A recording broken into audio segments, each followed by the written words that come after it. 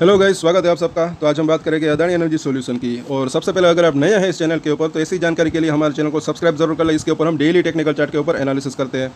Flat बंद रहा और कई दिनों से यही हाल है। यह अच्छी खासी उठापटक थी जब इलेक्शन का रिजल्ट था, उसके बाद जो है कई दिन लगातार एक छोटी रेंज में कामकाज हो रहा है। और मुझे तो जो है अभी खुशी होगी या तो ये ऊपर जाए या फिर एटलीस्ट नीचे भी आए, क्योंकि नीचे भी अगर आता है तो इसका RSI जो है अभी 43 के आसपास है। तो अगर थोड़ी बहुत भी अगर गिरावट आती है तो अगर किसी को खरीदना है तो वहाँ पर खरीदने का शॉर्ट टर्म के लिए स्टॉप लॉस के साथ अच्छा खरीदने का मौका बन सकता है। वहाँ से एक अच्छा खासा बाउंस बैक भी आ सकता है, क्योंकि अगर RSI 30 के आसपास आता है तो वहाँ से एक बाउंस बैक भी आ सकता है। उसके ऊपर हम चर्चा करेंगे। उससे पहले हम देख लेते हैं एक रिपोर्ट को। इस रिपोर्ट को आप देख सकते हैं और ये उनके लिए है खास करके जिनको ये पता नहीं, क्योंकि अदानी टोटल गैस के बारे में जब हमने बात की थी तब ये रिपोर्ट हमने जो है इसको हमने शेयर किया था। लेकिन इसके अंदर ये अदानी एनर्जी सॉल्यूशन का भी नाम है। क्या है ये रिपोर्ट? तो ये जो है इसके अंदर आने वाले समय में F&O के अंदर जो है ये सब शेयर शामिल हो सकते हैं। और ऐसे टोटल 65 शेयर्स है।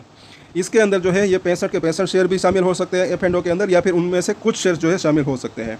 क्या है रीज़न? तो वो जो है वो भी हम यहाँ पर देख लेते हैं कि कुछ इसका जो है क्राइटेरिया होता है, उसके अंदर जो ये मैच होते हैं F&O के अंदर शामिल होने के लायक होते हैं, मतलब कि योग्यता की अगर बात करें तो ये सब और भी शेयर है। इसको भी आप चाहे तो नोट करके रख सकते हैं।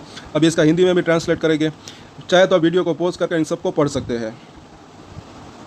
और आगे हम देखें, जी हाँ, यहाँ पर आप देख सकते हैं। और ये जो है यहाँ पर Adani total gas, Adani energy solution और ये सब शेयर्स RVNL लिमिटेड, पेटीएम, वो जो है ऐसे कुछ ऐसे स्टॉक है जिनमें F&O शामिल हो सकते हैं। और ये जो है ट्रांसलेशन गूगल के ज़रिए किया है, तो ट्रांसलेशन के अंदर कुछ मिस्टेक है तो उसका हमें पता नहीं, लेकिन आसान भाषा में आपको समझ में आया इसीलिए जो है हिंदी में ट्रांसलेट किया है। और इस रिपोर्ट को, पूरी रिपोर्ट को जो है इसको भी आप चाहे तो हिंदी में पढ़ सकते हैं वीडियो को पॉज करके। अभी हम इसके बाद जो है चार्ट के ऊपर भी चर्चा करेंगे। हमने जो है देख ली।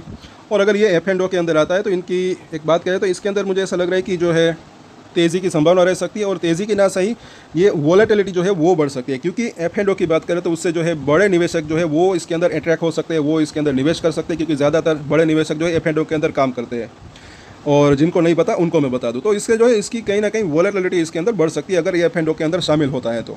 और ऐसा भी नहीं है कि ये तुरंत ही F&O के अंदर, मतलब कि अगर शामिल होता है तो तुरंत ही हो जाएगा, वक्त भी लग सकता है। तो ये एक रिपोर्ट थी जो कि हमने शेयर की। तो इसको आप जो है अगर आपकी इसके अंदर होल्डिंग है तो इस मतलब कि ये अपने नज़र में रख सकते हैं। मतलब कि अब देखते हैं इसके कारोबार की बात। आज के दिन की काफ़ी कम वॉल्यूम, पिछले दिनों में अच्छा खासा वॉल्यूम था। यहाँ पर जो है आज सिर्फ 4.5 लाख के आसपास की ट्रेडिंग हुई, उसमें भी 2.25 लाख के आसपास की जो है डिलीवरी उठी। लेकिन डिलीवरी अगर परसेंटेज के अंदर देखें तो ठीक ठाक है, 50% के आसपास की, लेकिन वॉल्यूम कम रहा।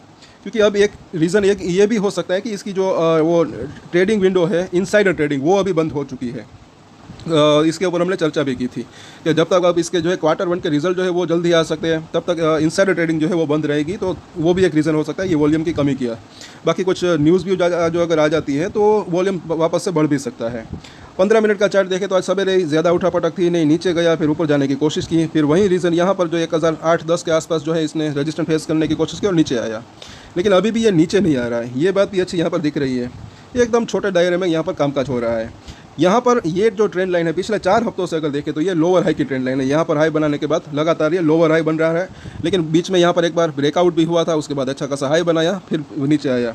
तो यहाँ पर अगर देखिए तो पिछले 4 हफ्तों से यहीं पर स्ट्रगलिंग चल रही है। तो आज का जो हाई है इसके ऊपर अगर ये फ्राइडे तक क्लोजिंग दे देता है तो वापस से स्ट्रेंथ वापस आ सकती है और तेज़ी की संभावना भी रह सकती है। अदरवाइज ये अभी भी रेंज बाउंड या फिर थोड़ा सा नीचे जाने की संभावना रह सकती है। और यहाँ पर अगर हम देखें 5 और 9 वीक का मूविंग एवरेज जो कि काफ़ी इंपॉर्टेंट रह सकता है, इसको ऊपर अभी ये टिकने लगे तो भी अच्छा रह सकता है। कल इसके ऊपर हम मंथली चार्ट के ऊपर जो है एनालिसिस करेंगे तो वो भी आप ज़रूर देखिएगा। और आगे देखिए बुलिंजर बैंक को डेली चार्ट के ऊपर लगाया है तो 920 रुपये के आसपास का सपोर्ट दिख रहा है अगर नीचे गिरावट आती है तो, क्योंकि इसकी निचली लाइन वहाँ पर है। और मिडिल लाइन जो है अभी 1019-20 के आसपास है, तो वहाँ पर इसको रजिस्टेंस का सामना करना पड़ सकता है। वहीं पर उसी के आसपास अभी ये खड़ा है, तो मिडिल लाइन और निचली लाइन के बीच में अभी ये खड़ा है। अगर ये मिडिल लाइन क्रॉस हो जाती है सक्सेसफुली ऊपरी की तरफ, तब जो है इसकी ऊपर की लाइन है वहाँ तक जा सकता है, जो कि अभी 1120 रुपये के आसपास है।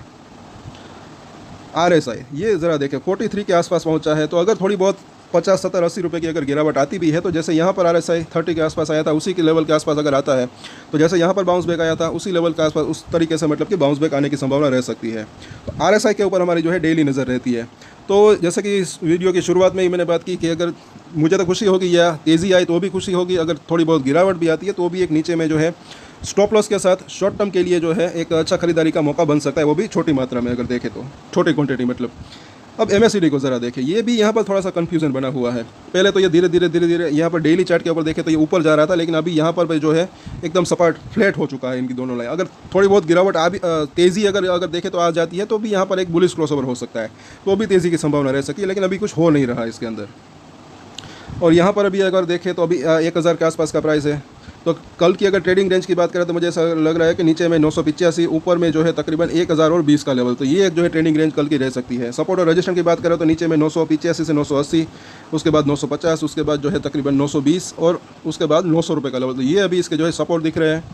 और रजिस्टेंस की बात करें तो पहला रजिस्टेंस जैसे कि हमने बात की 1020, उसके बाद जो है तकरीबन 1055 का लेवल, उसके बाद 1100 रुपये से लेकर 1120 का लेवल, तो ये अभी इसका शॉर्ट टर्म के जो है रजिस्टेंस दिख रहे हैं। बाकी लॉन्ग टर्म की बात करें, मीडियम टू लॉन्ग टर्म की 6 महीने, साल भर या फिर उसके ज़्यादा थोड़ा सा टाइम की अगर बात करें तो एक अच्छी तेज़ी की संभावना रह सकती है, क्योंकि मुझे इसके फंडामेंटल जो है अच्छे दिख रहे हैं। और आज के वीडियो में इतना ही, कल वापस से हम चर्चा करेंगे। तब तक के लिए अगर आपको ये जानकारी अच्छी लगे तो लाइक, शेयर एंड सब्सक्राइब करें हमारे चैनल को। इसके ऊपर हम डेली टेक्निकल चार्ट के ऊपर एनालिसिस करते हैं। और एक स्टैंडर्ड डिस्क्लेमर जो कि मैं हमेशा देता हूँ, आप कोई भी ट्रेड ले उससे पहले अपनी रिसर्च करें, अपने फाइनेंशियल एडवाइजर की सलाह ले, उसके बाद ही कोई डिसीजन ले। और डिसीजन ले तो उसकी जिम्मेदारी मैच्योरिटी के साथ खुद ही ले। ये वीडियो मैंने एजुकेशन पर्पस के लिए बनाई, मेरी तरफ से कोई भी बाय या सेल की रिकमेंडेशन नहीं है। Thank you.